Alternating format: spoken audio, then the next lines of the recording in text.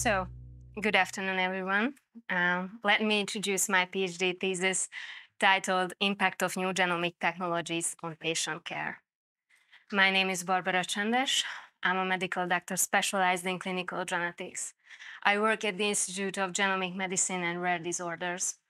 My vision is to boost the effective utilization of genomic technologies, and my mission is to recommend, develop, and support educational and financial policies. To achieve that, we need to explore the different aspects of approved treatment in spinal muscular atrophy. My first project is investigating the functional ability of patients before and after Spinraza treatment in spinal muscular atrophy. Spinal muscular atrophy, SMA, is a progressive hereditary neuromuscular disorder results from the loss of the SMN1 gene, which leads to a severe muscle weakness and atrophy.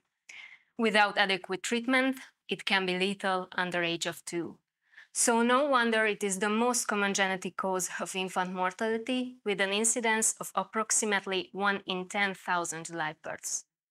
Fortunately, within the last few years, 2 disease-modifying therapies, Spinraza and Evrysdi, and 1 gene therapy, Zolgensma, have been approved for use in SMA.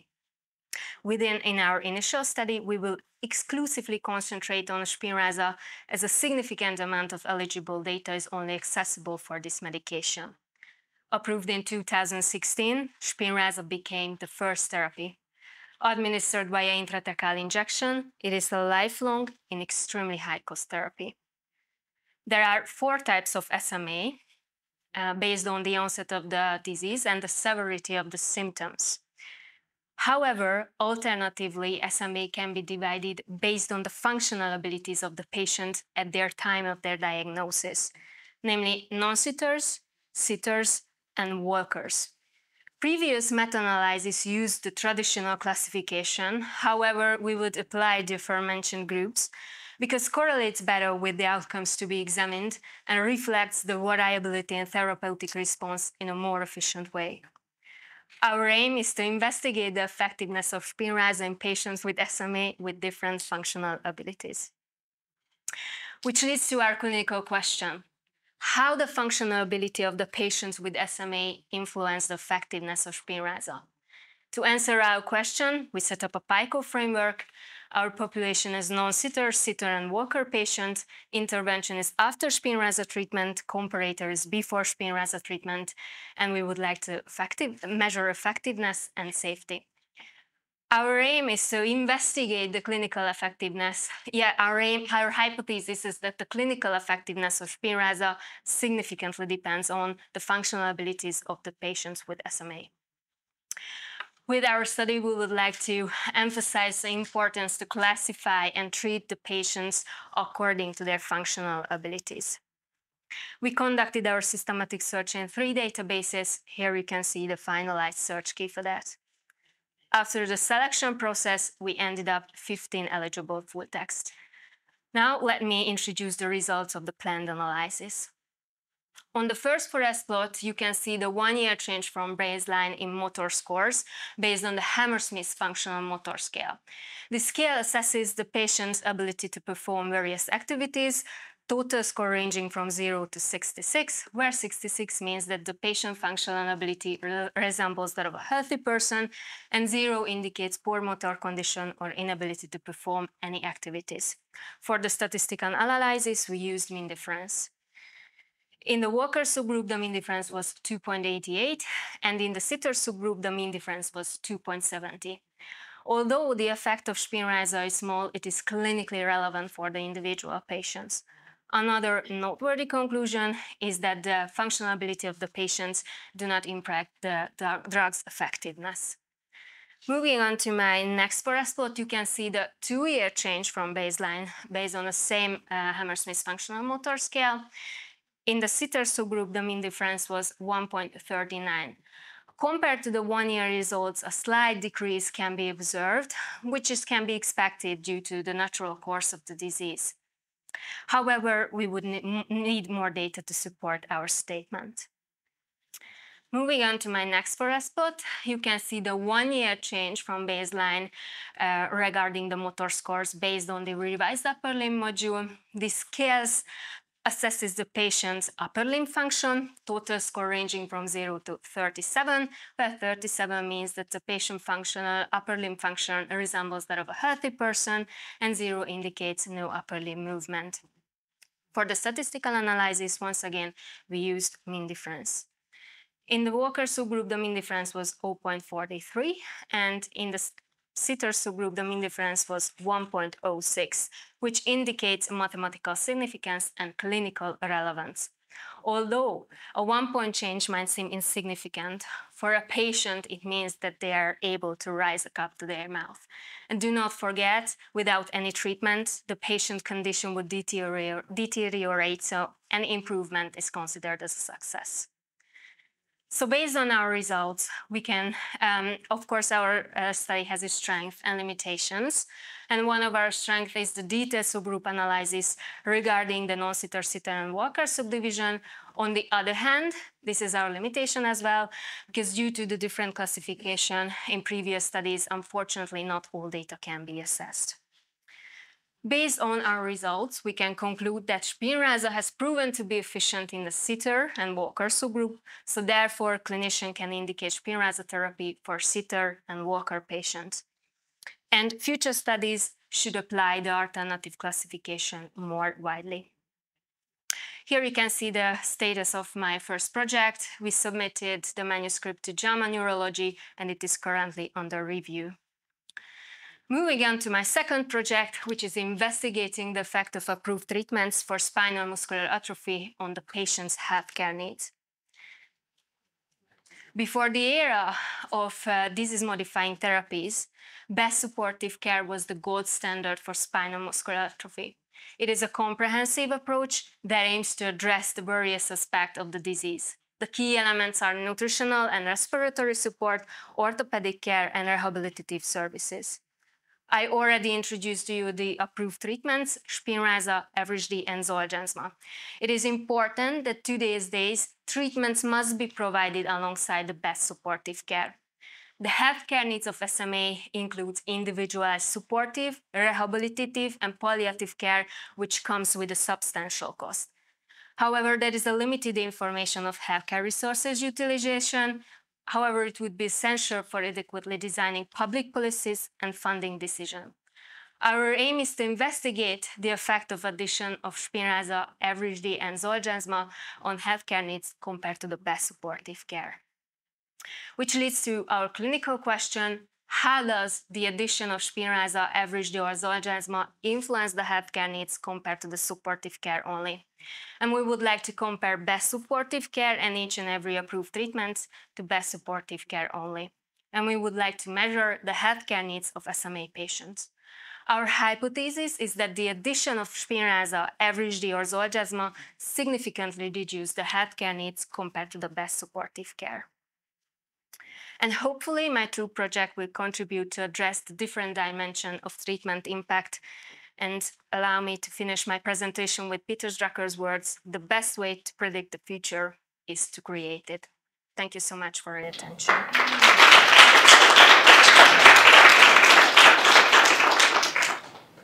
Thank you for the nice presentation. It's very interesting. In your first project, something wasn't clear to me. So I understand that the drug works better in the sitter and the walker group, Yeah. right? But does that mean it should be withheld from, or it shouldn't be recommended to those who are non-sitters? I mean, there's only 3 groups existing: walkers, sitters, and non-sitters. And Yes, we recommend for sitters and walkers. But what about the non-sitters? It's There not is recommended? there is not enough data, unfortunately, to support this statement. We cannot. Is it given to them, or is it Yes. like withheld? from Yes, that? no. We give to them, definitely. But it works the best in the other 2 groups, right? We don't know that because we cannot pull the the effect or the measurements. We don't know that. Okay, I understand now. Thank you. Thank you very much. Yeah, you're welcome. Really nice talk, Barbara. Congratulations. Regarding your second project for radiologists, could you please just elaborate how they act, how these drugs act, and about the prices of these drugs, how accessible they are nowadays in Hungary? Zolgensma, so Spinraza and Evrysdi, it is a disease-modifying therapy. So basically, it is average Spinraza. It is after the loading dose, you have to administer every 4 months. It administered via intrathecal injection. Evrysdi, it is a daily oral medication. You have to take it orally. And Evrysdi targets the genetic root of the disease. Zolgensma targets the genetic root of the disease, and it is a one-time intravenous infusion administered via IV. Yeah, and basically with Zolgensma, about the price. Yeah, you asked about the price. Zolgensma, it is. I think it's 400 million forint right now. And Spinraza, one dose of Spinraza is 21 million forint. Yep. Yeah. Thank you. That's if it's conclude your question. Thank you so much for your presentation. My question is somehow related to Christina's question. Yeah. I saw that you have just one article about the non-sitters. Why do you think there is so limited data about them? Patients are treated early on and they don't get to this stage, or No. Why? What would be the reason? Yes, the biggest problem is that the score, the Hammersmith Functional Motor Scale and the Room Scale, is not suitable for the non-sitters. Okay, and so we don't use them actually to measure really the non-sitters. For non-sitters, we use the CHOP-INDEX score, but unfortunately, we don't have enough eligible amount of data to do the pooled analysis for CHOP-INDEX, unfortunately. Yeah. Thank you. I have a question that's maybe not easy to answer, but a general thing: how do you standardize best supportive care? Because if you control the intervention to the best supportive care, do you have the feeling that this is somehow standardized, so the level of each patient of the best supportive care is the same, or do you recognize any dramatic differences? We don't reach that level in the process of my second project. We are just talking about which exact data would we request from the National Health Institute, the NEOK. It's in Hungarian. I don't know how to say it in English. The National Health Authorities. So we have to make sure that we collect every information. What specific data would we request based on the ONO codes? So it is under discussion what exact data would be and how we standardize these interventional procedures, basically. And are these patients treated centrally in Hungary at selected centers, or? Yes, there are selected centers. So actually, we are one of the centers, genomic medicine and rare disorders. We treat the adult patients. We have around 60 SMA patients who are treated. And in this cohort, so in your everyday experience, do you identify any inequities towards this best supportive care? What I'm thinking about, what I know from my everyday clinical practice, not with this patient collective, but with others, if patients with severe chronic diseases are from rather remote areas, for example, maybe they do not have the same access to supportive care measures, and this also then influences the outcome, although both patient populations are then considered to having received best supportive care. I mean, we care about our patients, so we provide every necessary, I don't know, intervention or procedure if they need it. So, and I think every centrum is provides everything for the patient, what is possible. I think so. We regularly check, the orthopedic functions and so everything basically. We care about them and take good care of them. Excellent. I wasn't referring to that, whether kind of you take good care of them. I'm sure everyone does their best, but this gives me the feeling that there's no bias in there, or potentially, or you try to reduce it, because one bias could be unequal access to supportive care, for example. Thank you. We'll see. Thank you for your presentation. I would continue with his question, because I think in your meta-analysis, you also had a control group that was the best of care, right? No, we didn't do any analysis at this point without that So for what was project. the control group for your meta-analysis? Yeah, it's about the meta-analysis. So the first project. Our There's No control group for the no. not being there much. Yeah. So So one my of- control is before the Spinraza treatment. That's the before after. Yeah.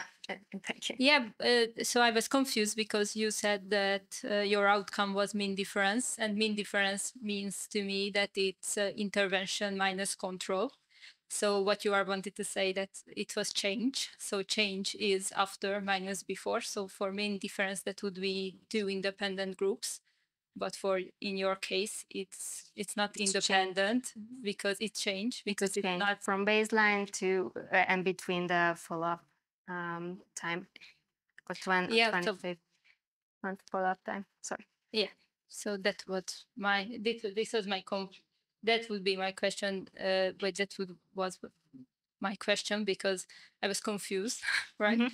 Because you said mean difference, and that meant for me that there is an intervention and a control group, but in your case there isn't a control group. It's Yes. your outcome measure is change. Yes. That's the same patients at two different time points. Yes. Okay. Yes. Thank you.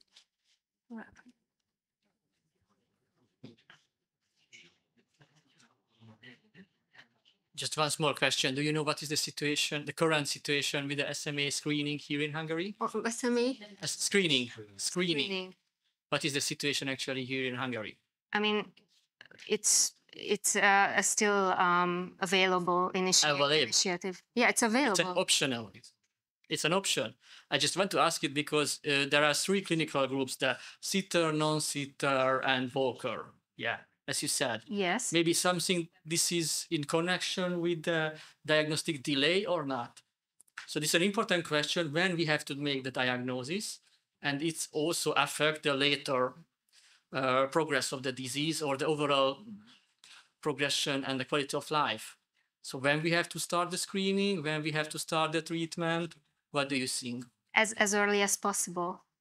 That's the short And maybe that's why the answer. non-sitters have a delay in the diagnosis. I mean, Or it's a more struggle from the due to the phenotype or some. I mean, it's probably at this point, it's probably the delay in the diagnosis. But I think as we move on and the time goes by, I think there's less and less non-sitter patients because of the screening program, and the MBS screening program available will be available around the world, hopefully. Yes.